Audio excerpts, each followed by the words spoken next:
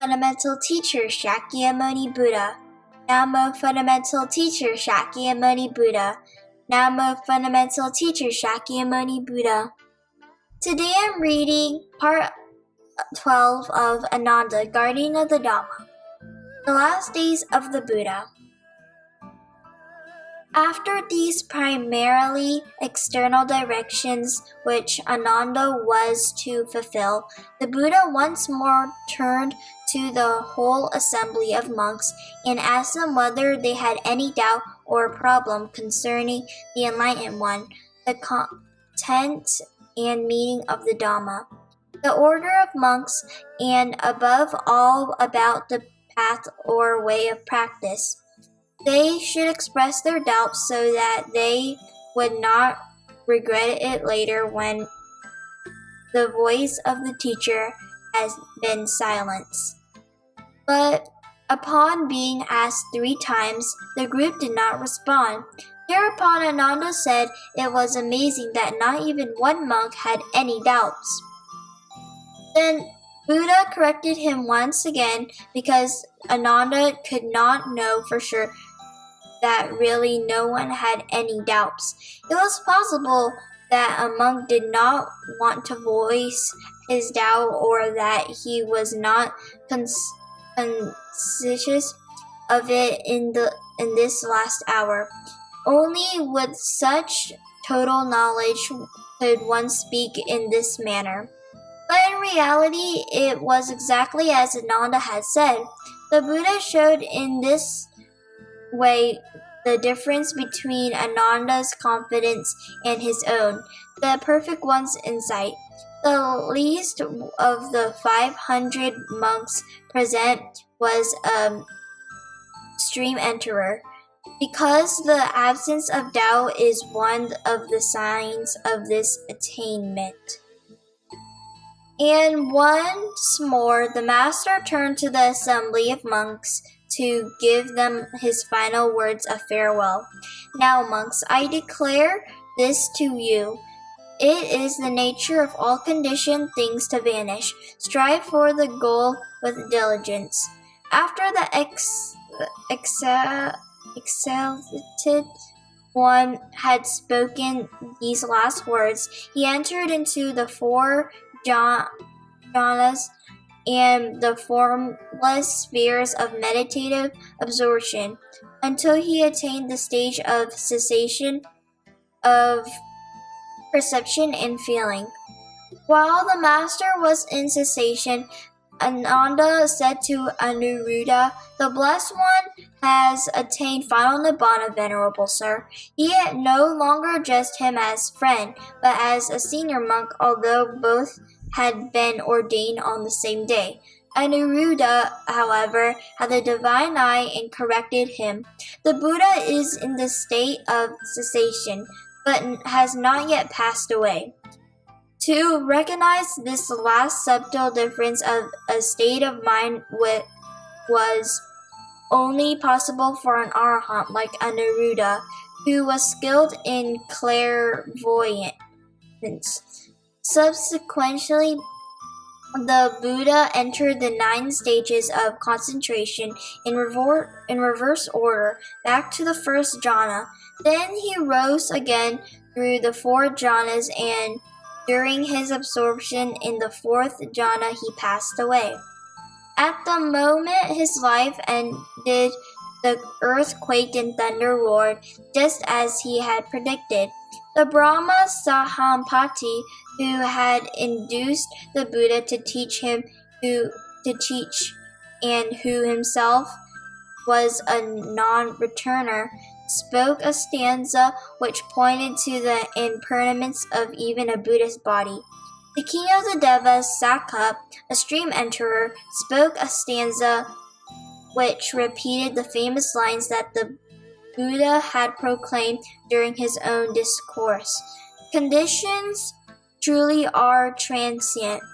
Anuruddha gave voice to 2 serene verses, but Ananda lamented. Then there was terror, and the hair stood up. When he, the all-accomplished one, the Buddha, passed away. And all of the 500 monks who had not yet attained full liberation from passions lamented like Ananda. The venerable Anuruddha, however, consoled them all. He pointed to the immutable law of impermanence and turned their attention to the presence of invisible deities, amongst whom there were also those who lamented and those who were free of passions. Ananda passed the rest of the night talking to Ananda. Anuruddha passed the rest of the night talking to Ananda about the Dhamma. The 43 years of their lives as homeless ones, not a single conversation about the Dhamma seems to have taken place between these two dissimilar siblings. But now Anuruddha devoted himself to his younger half-brother, who was so much in need of consolation. Towards morning, Anuruddha, who naturally assumed the role of director among the close disciples, asked Ananda to inform the Mallas of the Buddha's final nibbana. When Ananda delivered his message, the Mallas gathered all the requisites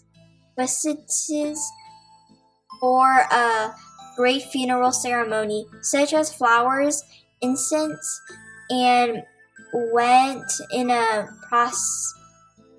procession to the solitary grove. There they paid homage to the body of the Buddha with festive dance, singing, and music, with banners and flags, with flowers and incense, until the 7th day. One may wonder why they thought of festivities at such a time. But why should they grieve? That would have changed nothing. With their dancing and singing, they showed respect and veneration for the Master. They exulted that a Buddha had appeared in the world, that they had heard his Dhamma, that he had wandered through India for such a long time teaching the multitudes, and that he had founded the Sangha to preserve the Dhamma. On the 7th day, they created a pyre for the cremation. When the Mallas wanted to light the funeral pyre, they were unable to do so. Anuruddha explained that the deities were preventing them because they wanted to wait for the arrival of the venerable Mahakassapa, who had not been present during the Buddha's last days and was now on his way to Kusinara with a group of monks. When Kassapa arrived, together with his company of monks, he circumambulated the corpse 3 times as a last mark of respect toward the Blessed One. When the funeral pyre ignited by itself and the corpse burned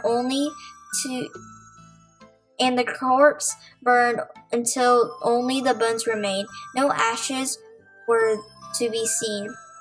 The neighboring clans heard the news of the Master's death. They all sent messengers to ask for relics so that they could erect stupas for them. However, the Mallas requested the relics for themselves, for the Buddha had died on their land. Only when a Brahmin urged them not to dispute over the relics of the great peacemaker and suggested that they divide everything into 8 parts, did they relent. So it came about that the bones of the Buddha were divided into 8 parts. The Brahmin asked for the urn, and another clan received the ashes of the coals. In this way, 10 stupas were erected as memorials. Here's the quote of the day. Better than 1,000 hollow words is one word that brings peace. May every living being our minds as one and radiant with light. Share the fruits of peace, of heart of goodness, luminous and bright. If people hear and see how hands and hearts can find and give in unity, may their minds awake to great compassion and wisdom and to joy. May kindness bring reward. May all who sorrow leave their grief and pain. May this boundless light breathe the darkness of their endless night. Because our hearts are one, this world of pain turns into paradise. May all become compassionate and wise. May all become compassionate and wise. Namo Fundamental Teacher Shakyamuni Buddha. Namo Fundamental Teacher Shakyamuni Buddha. Namo Fundamental Teacher Shakyamuni Buddha.